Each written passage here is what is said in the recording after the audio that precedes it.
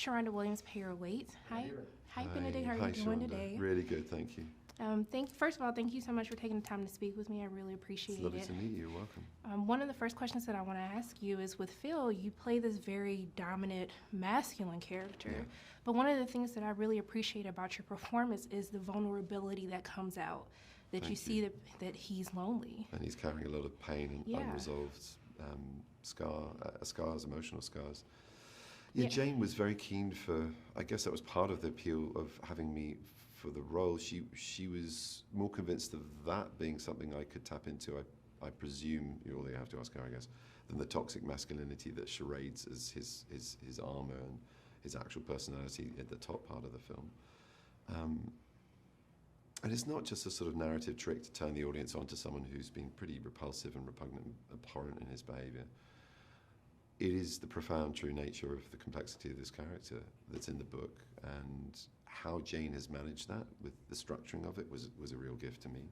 To just lean, I mean, obviously we weren't shooting in order, but to understand I could trust a director wanting to nurture this character and give him his time and place, as well as encourage me to be comfortable, which took a bit to be, excuse my French, but the arsehole that he is for some of the film. It allowed him to live in me and for me to really understand his trauma. And it was a very intolerant time, 1925. And I guess, part of his dilemma is hating on the world before it could hate on him. And I do see it as his tragedy. I really do. I think, he is appalling to her in the house, and yet I think Rose is going to be fine. She's going to be fine. She's got a very strong son protecting her. She's got a devoted husband in George. I think she's going to be all right. She comes out of the story fine, but after a horrible ride. Right. Whereas this character's never going to live a life where he's able to be or receive love, and that's really tragic, I feel. But one of the things that I really appreciate is that you have Peter, who really, to me, is the strongest character that we see in the film, because he's not afraid to be himself, His no matter what self. the Absolutely. Yeah. And I want to know, for you, especially given the industry that you're in, how do you make sure that you're being your authentic self and not letting the world, make you become a ghost or a shell of yourself? It's difficult. It's difficult, and I think it just takes the sort of things that we all hold on to as grounding mechanisms and things that bring you back to a sharp sense and taste and feel of reality, which are family, friends, personal history, stuff that roots you in everything that this business makes you forget in a day. But you go home. That's what you do to stay grounded, I hope. And for my last question, I really want to know about the bond working with Jane, of bringing this character to life. I want to know, how has that experience changed you as a person, but also too as an actor as well? Both. I mean, it was a profound experience in the nature of it being over COVID and lockdown, and us having to, we'd already rerouted our family there for the duration of the shoot, but my mum and dad came over for a brief set visit and a 2-week road trip, which we were supposed to take from the South Island to Auckland, where we were starting the studio shoot. And poor things, I held them tight. I wouldn't let them get on a steel tube and bounce back all the way to England, because it was already getting very difficult to find anything like the more direct way because of the restrictions and the shutdowns and lockdowns. So they ended up being there for 5 months, which is time that they would never have had with their grandchildren. So it was a very special, extraordinary, scary, like it was for everyone, moment. But I got to hold my family close, and I know how precious that was compared to a lot of people's experiences. So that alone was a profound influence on me. The place, New Zealand, and everything that Jane offered, as all true Kiwis do. They're sort of hardwired to be hospitable. And like I said, she facilitated so much, Jane. She made me feel that I could go places with my process and what I had to offer that I hadn't been asked to before. She gave me such freedom to explore things privately as this character, and to investigate it both before and pre-production through work with a dream analyst that we both did, and also holding hands with her. We were kind of not literally dreaming side by side, but like, it felt like we were developing Phil and our understanding of him together. And I'd never had quite that proximity to a director before a shoot. And that was magic, because we had our own language and friendship from that, but even before the camera rolled, and felt like we could really support each other through it. And she was just constantly giving me confidence to just leave things alone and trust that it was there, that the work we'd done had brought it there, that I didn't need to demonstrate or sort of signify it all the time. I could just be in it and trust that process, which is, it's wonderful. You get to be in a piece of cinema then, a real movie. You know, that's what I love about screen acting. That's what I love about the other cast members in this. Jesse in particular, I think there's just such a profound ability to just be so grounded in every one of his choices and just be present on screen and let us come to him. So to be allowed to do that and be nurtured into doing that was the profoundest gift she gave me as an actor. And that experience, that role, that time with my family and in that country is all thanks to Jane inviting me to come and play. So yeah, I owe her a lot as a person and as an actor. Well, Benedict, thank you so much for taking this time Well, to speak with me. I thank you. really, really appreciate you more than you know. I hope you have Thank a great you. rest of your day. Thank you very much. Thank you. Sharada Williams, Pierre Wade, how are both of you doing today? Doing good, Yeah. You know, one of the first questions that I wanted to ask the both of you is, you know, typically you have to try to find the chemistry with your co-star. But for these characters, I wanted to know, how was it really trying to break out of the familiarity between the both of you to play these characters who are just beginning to know one another? That was something that I don't know if we really thought about too much until we were actually there. And it didn't occur to me until our first rehearsal that, like, you know, I knew how much I loved working with Kirsten. That's how we met, and I think she's one of the best out there. But I realized we had only played these two parts before, and so there was some nervousness as to whether or not, you know, how it would work. But then after the first rehearsal, there was this sigh of relief, because it's easy to sort of, you know, all of the you know, confines of the time and all of that.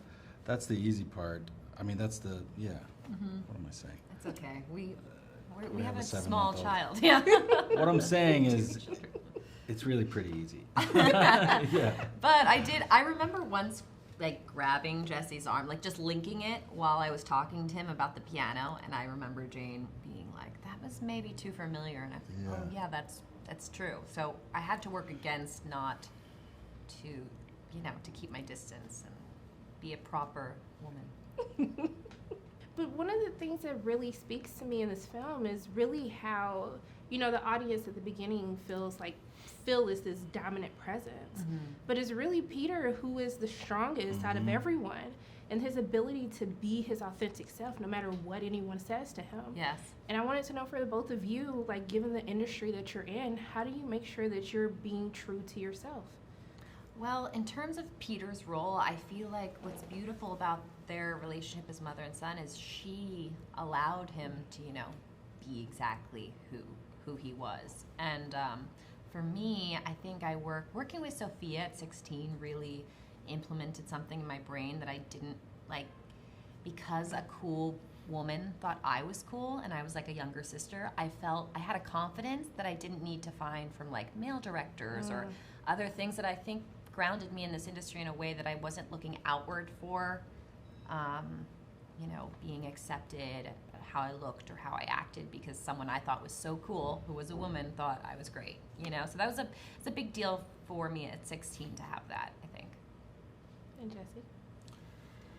I don't know. I mean, I'm only 33, but I've kind of been doing this my entire life, Yeah. like Kirsten, and I've been back and forth between, you know, LA and then for a long time my tiny little town in Texas, and pretty early on I realized, like, really the only thing that is intriguing about this is the actual job, you know, the actual work, and I feel very lucky to be able to do that. And so I just never really had all that much interest in everything surrounding it, you know, and I had great parents and all of that.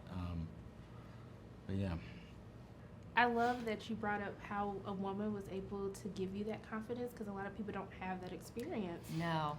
So, but I want to know, working with Jane, who is just brilliant, you Yeah. know, how has that really enhanced you, you know, as an actor, or even to enhance you personally? Yeah, Jane's a mentor for me. I mean, I had a conversation with her in New York, and she just gave me some information that I know I'll just, like, stick with me for the rest of my life. And she gave me a book today to read, and she always lets me know when she's like read something that she thinks, oh, this would be a good part for you. But she's influenced me in my own career and how I like look at certain female actresses and performances that have given me freedom in other performances of mine. So she's always been a huge influence in my career and the way I approach acting and what has inspired me. And she's just, I mean, all of the great directors or actors, you know, you invest your heart and soul into it. But Jane, there's something that I don't even know how to put it into words, but she is so with you, and you don't even, you know, if you do something that she really likes, you can just see it all over her face, you know, because she's going through it with you, you know, and also really kind of creates a space and a sort of platform, you know, with the 2 weeks rehearsals beforehand to really get beyond what's on the page, and she's totally open to surprises, and yeah, she's truly one of the best. Yeah. Well, thank you both so much for taking the time to speak with me. I appreciate it so much. And I'm just sending love and light both your ways, and I hope you enjoy the rest of your day. Thank you. you You're so too. kind. Thank you. Sharonda Williams-Paraway. Hi, how are you doing Hello. today? Good, thank you. How are you? I'm doing good. I'm a little stressed. You Yeah. know, watching the movie again. It had me stressed out a little bit. It But does I'm, that. I'm okay now. It does that. Yeah, that's why you need to go. You need to see it again, and then you can have that stress off your shoulder and kind of explore it without any of that impending doom. Yes, and I've seen it twice, so that's actually one of the questions that I wanted to ask you, because I saw your character in such a different light with the second viewing. Yeah. But I wanted to know, what was your reaction after you read the script for the first time and then going into the second time and reading it? Very similar to you viewing it. I ran back to the beginning and I had to read it again to kind of observe in a different light, you know, where he was ticking, where he was thinking, and all of these things that he really internalizes. He has somewhat of a secret mission, and I think that was a real challenge for an actor to try and portray. And you know, with the guidance of Jane Campion, it was something that I feel like I achieved. But yeah, it's a very interesting character. But one of the things that I really love is that your character is just unapologetically who he is, no matter what anyone has to say. And I know that in this industry, that can be a very difficult thing to do. And I wanted to know, for you, how do you make sure that you're being your authentic self, no matter what society has to say? Yeah, I mean, that's something that I feel like it enforced that message, playing Peter. I took that away. Because, you know, of course, when it comes to press and when it comes to expressing who you are and your identity to the public, you have to have, in form of protection, you know, two versions of yourself. But at the same time, I'm someone throughout the whole course of my career, since I was 8 years old, who always wanted my genuine self shown to people. I never wanted to have to upkeep false identity. I feel like people will connect and really understand me if I show all of it. So I'm always trying to drip feed, you know, my utmost self in the presence of how I express myself. But yeah, it can be a hard one. But yeah. But also, too, I mean, working with Jane, like, what is that experience like? Like, how does that change you as an actor, but also, too, as a person? It changed me a lot. Yeah, both ways, absolutely. I mean, as I said in the beginning, there's certain reasons that are obvious that attracted me to playing Peter, but then when it came to the nitty-gritty of, you know, the 2 weeks of rehearsal that we had with Jane, sometimes it was with cast and sometimes it was one-on-one, I felt I was challenged in a way that I never was before. And she, as I've said, played the antagonist for me. You know, she poked and prodded me in the most healthiest ways possible to kind of invite me to explore new territory in terms of character development. And this is a really healthy process because you get to kind of surrender the ego's chattering. And I was in a constant state of surrender through this. And that was so rewarding. I realize now that I don't want to be comfortable when I'm working, and when I'm in my craft, I want to be challenged. I want to be uncomfortable because that's where I'll get that reward, you know? But I want to talk about the mannerisms, too, because, you know, even though there's dialogue in this film, there's a lot of things that are left unsaid, but you learn so much about these characters. And I want you to talk about, you know, with the comb and incorporating that, which I'm not sure, I don't remember that actually being in the novel. So can you talk about how you collaborated with Jane, or who you collaborated with to come up with that? Right, that was at the hands of Jane, like the comb and the hula hoop, and all of these cool little quirks that really, I think, made Peter who he is. And that was in the work of body movement specialists who Jane teamed me up with to work with someone in New Zealand who first just kind of loosened me up and took away my own habits of how I move and my own nuances, and kind of instilled these new ones in there of that expressed in physical form Peter's delicacy and his very subtle nature. And that was a really huge part of the process that I fell in love with, and I would love to apply to all of my future characters, and that's how it's changed me as an actor. But it also goes into, dialect coach as well. I understand that Peter had a lisp in the book, but the way that Jane wanted me to push it was a lot more than I thought. I thought, am I taking too much of a risk here with this? But I'm glad I trusted her because, in hindsight, it really made Peter who he is. Well, look, you did a phenomenal job in the film, and I just want to thank you so much for taking the time to speak with me today. And I'm just sending more love and light your way. Thank you so That's much. so beautiful. Thank you. Thank you. Thank you. Have Thank a great you. day.